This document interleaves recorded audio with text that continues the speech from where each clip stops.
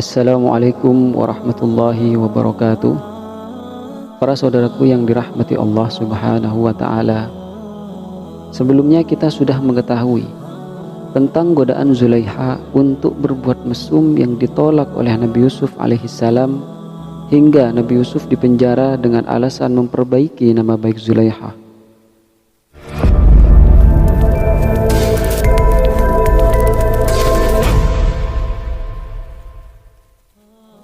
Setelah Nabi Yusuf alaihissalam berada di dalam penjara, kemudian menyusul dua orang yang dijebloskan pula ke dalamnya, yang dijelaskan di dalam Al-Quran. Dan bersama dengan dia masuk pula ke dalam penjara dua orang pemuda. Berkatalah salah seorang di antara keduanya, "Sesungguhnya aku bermimpi bahwa aku memeras anggur." Dan yang lainnya berkata, "Sesungguhnya aku bermimpi bahwa aku membawa roti di atas kepalaku, sebagiannya dimakan burung. Berikanlah kepada kami takbirnya, sesungguhnya kami memandang kamu termasuk orang-orang yang pandai menakbirkan mimpi." Al-Quran Surat Yusuf ayat 36. Yang pertama adalah seorang pegawai yang bertugas memberikan minuman kepada raja, namanya adalah Nabwa. Sedangkan yang kedua adalah pegawai istana yang bertugas menghidangkan makanan, namanya adalah Majlat, juga dikenal dengan nama Jasinkir. Mereka berdua dipenjara karena beberapa tuduhan sang raja kepadanya. Ketika bertemu Nabi Yusuf alaihissalam, mereka sangat tertarik dengan kepribadiannya, ucapan dan perbuatannya, ibadahnya yang banyak kepada Allah Subhanahu wa ta'ala, serta keluhuran budi pekertinya. Pada suatu malam, masing-masing dari keduanya bermimpi. Pegawai penyedia air itu bermimpi bahwa dia melihat 3 pohon anggur yang rindang dan buahnya telah masak dengan lebat. Lalu dia memetik anggur-anggur tersebut, kemudian dia peras dan dimasukkan ke gelas sang raja, lalu dia hidangkan. Sedangkan tukang pembuat roti bermimpi bahwa di kepalanya terdapat 3 tumpuk roti, lalu burung-burung memakan bagian atas roti tersebut. Lalu mereka menceritakan mimpi mereka kepada Nabi Yusuf alaihissalam dan memintanya untuk menafsirkan mimpi mereka masing-masing, karena mereka memandang bahwa Nabi Yusuf alaihissalam adalah orang baik yang dapat menafsirkan mimpi mereka. Nabi Yusuf alaihissalam mengingatkan mereka bahwa kemampuan yang dia miliki semata-mata dari Allah Subhanahu wa ta'ala, karena dia adalah orang yang beriman kepada Allah serta tidak menyekutukannya dan mengikuti agama bapak-bapaknya yang mulia, yaitu Nabi Ibrahim, Nabi Ishak, dan Nabi Yakub. Sebelum Nabi Yusuf alaihissalam menerangkan tentang takbir mimpi kedua orang tersebut, dia menggunakan kesempatan yang baik tersebut untuk berdakwah kepada mereka, yang mengajaknya untuk bertauhid kepada Allah Subhanahu wa ta'ala dan mengecam semua bentuk keperibadatan kepada selainnya, serta mengecilkan kedudukan berhala-berhala, menghinakannya dan menyatakan ketidakberdayaannya. Dijelaskan di dalam Al-Quran, "Hai kedua penghuni penjara, manakah yang lebih baik, Tuhan-Tuhan yang bermacam-macam itu, ataukah Allah yang Maha Esa lagi Maha Perkasa?" Al-Quran Surat Yusuf ayat 39. Tindakan Nabi Yusuf alaihissalam mendakwahi mereka sangatlah tepat, karena saat itu mereka sangat hormat kepadanya dan siap untuk menerima masukan-masukannya, dan apa yang didakwahkan jauh lebih berharga dari apa yang mereka minta darinya. Setelah itu barulah Nabi Yusuf alaihissalam menjelaskan takbir mimpi mereka. Dia katakan bahwa salah satunya akan kembali bekerja sebagai penyedia minuman raja. Yang dimaksud adalah pegawai istana yang bertugas menyediakan minuman raja. Sedangkan yang satu lagi akan dihukum mati dan disalib, lalu kepalanya akan menjadi santapan burung. Yang dimaksud adalah pegawai yang bertugas menyiapkan makanan raja. Lalu kepada orang yang diperkirakan akan selamat, Nabi Yusuf alaihissalam berpesan agar orang itu menceritakan nasib dirinya yang dipenjara dengan zalim. Dijelaskan di dalam Al-Quran. Dan Yusuf berkata kepada orang yang diketahuinya akan selamat di antara mereka berdua, terangkanlah keadaanku kepada Tuanmu. Al-Quran Surat Yusuf ayat 42. Hal ini merupakan dalil dibolehkannya berusaha dan tidak bertentangan dengan perintah tawakal kepada Allah Subhanahu wa Ta'ala. Namun rupanya orang tersebut lupa menyampaikan pesan Nabi Yusuf alaihissalam kepada tuannya, hingga akhirnya Nabi Yusuf alaihissalam harus mendekam di dalam penjara sekian tahun lamanya.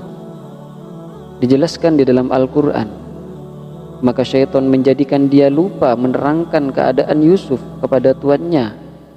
Karena itu tetaplah dia Yusuf dalam penjara bertahun-tahun lamanya.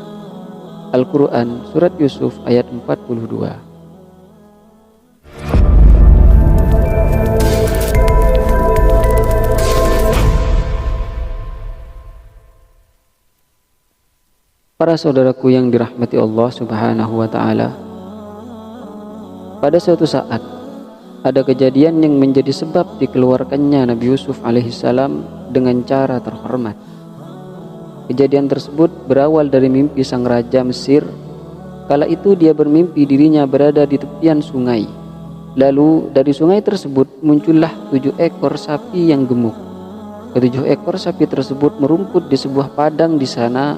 Kemudian tiba-tiba keluar lagi 7 ekor sapi yang kurus dan merumput pula bersama 7 ekor sapi yang gemuk. Lalu ke-7 ekor sapi yang kurus memakan 7 ekor sapi yang gemuk tadi. Sang raja terbangun kaget. Kemudian dia tidur lagi dan bermimpi lagi. Kali ini dia bermimpi 7 bulir gandum yang hijau pada satu tangkai. Kemudian ada 7 bulir kering yang memakannya. Lalu dia terbangun lagi dengan kaget.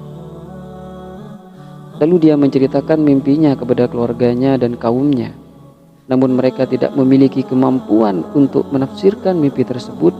Bahkan mereka menganggap hal itu hanya mimpi kosong saja. Dikisahkan di dalam Al-Quran, raja berkata kepada orang-orang terkemuka dari kaumnya, "Sesungguhnya aku bermimpi melihat 7 ekor sapi betina yang gemuk-gemuk dimakan oleh 7 ekor sapi betina yang kurus-kurus, dan 7 bulir gandum yang hijau dan 7 bulir lainnya yang kering. Hai orang-orang yang terkemuka, terangkanlah kepadaku tentang takbir mimpiku itu jika kamu dapat menakbirkan mimpi." Mereka menjawab, "Itu adalah mimpi-mimpi yang kosong, dan kami sekali-kali tidak tahu menakbirkan mimpi itu." Al-Quran Surat Yusuf ayat 43 sampai 44. Pada saat itulah pegawai penyedia minuman raja yang sempat dipenjara bersama Nabi Yusuf alaihissalam teringat dengan Nabi Yusuf alaihissalam yang mampu menakbirkan mimpi. Lalu disampaikannya hal tersebut kepada sang raja dan dia minta izin bertemu dengannya. Setelah pelayan tersebut bertemu dengan Nabi Yusuf alaihissalam, dia menceritakan masalah mimpi raja dan memintanya untuk menakbirkan mimpi tersebut. Dijelaskan di dalam Al-Quran, dan berkatalah orang yang selamat di antara mereka berdua dan teringat kepada Nabi Yusuf alaihissalam sesudah beberapa waktu lamanya, "Aku akan memberikan kepadamu tentang orang yang pandai menakbirkan mimpi itu. Maka utuslah aku kepadanya." Setelah pelayan itu berjumpa dengan Nabi Yusuf alaihissalam, dia berseru, "Yusuf, hai orang yang amat dipercaya, terangkanlah kepada kami tentang 7 ekor sapi betina yang gemuk-gemuk yang dimakan oleh 7 ekor sapi betina yang kurus-kurus, dan 7 bulir gandum yang hijau, dan 7 lainnya yang kering, agar aku kembali kepada orang-orang itu agar mereka mengetahuinya." Al-Quran Surat Yusuf ayat 45 sampai 46. Tanpa menunggu waktu lama dan tanpa mengajukan syarat apapun atau meminta dirinya segera dikeluarkan dari penjara, Nabi Yusuf alaihissalam mengerahkan semua kemampuannya untuk menakbirkan mimpi sang raja tersebut. dia mengatakan bahwa akan terjadi masa subur selama 7 tahun, lalu 7 tahun berikutnya akan terjadi masa paceklik. Lalu setelah itu akan turun hujan dan lahan kembali subur. Nabi Yusuf alaihissalam tidak hanya menakbirkan mimpi, tetapi dia memberikan masukan yang sangat berharga, yaitu agar raja dan masyarakatnya menyimpan gandum dalam bulirnya pada 7 tahun pertama masa-masa subur, kecuali gandum yang diperlukan untuk dimakan. Kemudian pada 7 tahun berikutnya, pada masa paceklik, dia menasihatkan agar tidak sering menanam benih, karena pada masa itu umumnya benih yang ditanam tidak akan tumbuh. Hal tersebut menunjukkan ilmu dan pengetahuannya yang sangat dalam. Allah Subhanahu wa Ta'ala kisahkan hal tersebut di dalam Al-Quran. Yusuf berkata, supaya kamu bertanam 7 tahun lamanya sebagaimana biasa, maka apa yang kamu tuai hendaklah kamu biarkan di bulirnya kecuali sedikit untuk kamu makan. Kemudian sesudah itu akan datang 7 tahun yang amat sulit, yang menghabiskan apa yang kamu simpan untuk menghadapinya tahun sulit, kecuali sedikit dari bibit gandum yang kamu simpan. Al-Quran Surat Yusuf ayat 47-48. Ketika sang raja mengetahui kedalaman ilmu yang dimiliki Nabi Yusuf alaihissalam dan pendapatnya yang cerdas, dirinya tertarik dengannya. Maka dia memerintahkan pegawainya agar Nabi Yusuf alaihissalam dipanggil untuk menjadi penasehatnya. Ketika sang utusan menemui Nabi Yusuf alaihissalam, beliau memberitahu utusan tersebut bahwa ia tidak ingin dikeluarkan dari penjara kecuali jika perkaranya telah jelas bahwa dirinya dipenjara dengan zalim dan bahwa dirinya bersih dari tuduhan dusta yang ditujukan kepadanya. Maka Nabi Yusuf alaihissalam meminta utusan raja tersebut untuk menanyakan sang raja terkait dengan peristiwa para wanita yang melukai tangannya. Allah Subhanahu wa Ta'ala mengisahkan hal tersebut di dalam firman-Nya. Raja berkata, bawalah dia kepadaku. Maka tatkala utusan itu datang kepada Nabi Yusuf alaihissalam, berkatalah Nabi Yusuf alaihissalam, kembalilah kepada tuanmu dan tanyakan kepadanya bagaimana halnya wanita-wanita yang telah melukai tangannya. Sesungguhnya Tuhanku maha mengetahui tipu daya mereka. Al-Quran Surat Yusuf ayat 50. Kemudian sang raja menanyakan hal tersebut kepada para wanita itu. Mereka pun menceritakan kejadian yang sebenarnya dan mengakui bahwa Nabi Yusuf alaihissalam memiliki akhlak yang mulia. Maka ketika itu pula istri sang pembesar, yaitu Zulaiha, menjelaskan perkara sebenarnya, yaitu bahwa Nabi Yusuf alaihissalam bebas dari segala tuduhan dan tidak menggodanya, dan bahwa dia dipenjara dengan zalim karena tuduhan palsu. Dia mengaku demikian semata-mata agar suaminya tahu bahwa dalam perkara tersebut dia tidak sampai berzina dengannya, namun hanya sebatas menggodanya. Dijelaskan di dalam Al-Quran. Raja berkata kepada wanita-wanita itu, bagaimana keadaanmu ketika kamu menggoda Yusuf untuk menundukkan dirinya kepadamu? Mereka berkata, Maha sempurna Allah, kami tidak mengetahui suatu keburukan daripadanya. Berkata istri Al-Aziz, sekarang jelaslah kebenaran itu. Akulah yang menggodanya untuk menundukkan dirinya kepadaku, dan sesungguhnya dia termasuk orang-orang yang benar. Nabi Yusuf berkata yang demikian itu agar dia, Al-Aziz, mengetahui bahwa sesungguhnya aku tidak berkhianat kepadanya di belakangnya, dan bahwasanya Allah tidak meridhoi tipu daya orang-orang yang berkhianat. Al-Quran Surat Yusuf ayat 51-52.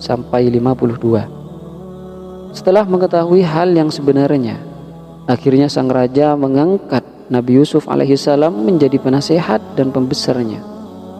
Para saudaraku yang dirahmati Allah Subhanahu wa Ta'ala, ketika memandang bahwa setelah masa 7 tahun kesuburan akan terjadi masalah di gudang makanan, Nabi Yusuf alaihissalam mengajukan permohonan kepada raja agar dia diangkat sebagai kepala bagian logistik, karena dia merasa memiliki kriteria hafid dan alim, yaitu mampu menjaga tanggung jawab serta memiliki pemahaman dalam mengatur urusan dan masalah pergudangan. Dijelaskan di dalam Al-Quran, berkata Yusuf, "Jadikanlah aku bendahara negara. Sesungguhnya aku adalah orang yang pandai menjaga lagi berpengetahuan." Al-Quran Surat Yusuf ayat 55. Hal ini menjadi dalil bolehnya meminta kedudukan bagi orang-orang yang mengetahui bahwa dirinya memiliki amanah dan kemampuan.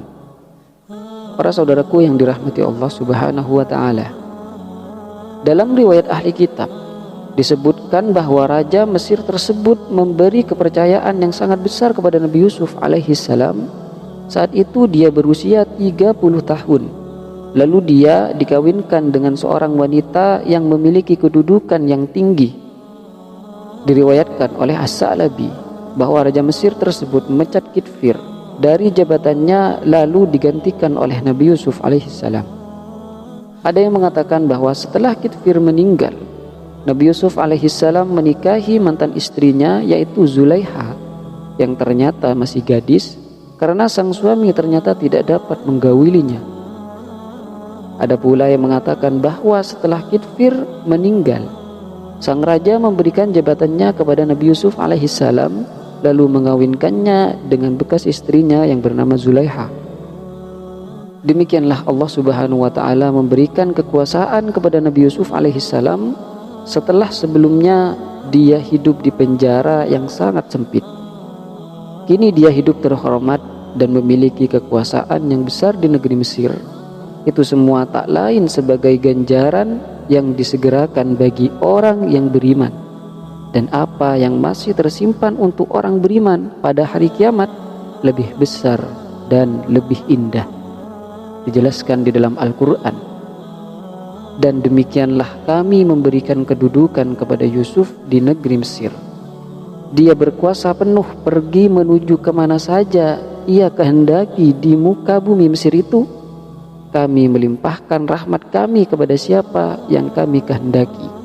Dan kami tidak menyia-nyiakan pahala orang-orang yang berbuat baik. Dan sesungguhnya pahala di akhirat itu lebih baik bagi orang-orang yang beriman dan selalu bertakwa." Al-Quran Surat Yusuf ayat 56 sampai 57. Demikianlah kisah Nabi Yusuf yang dapat kita rangkum pada kesempatan kali ini. Semoga kisah ini dapat membawa manfaat kepada kita semua. Assalamualaikum warahmatullahi wabarakatuh.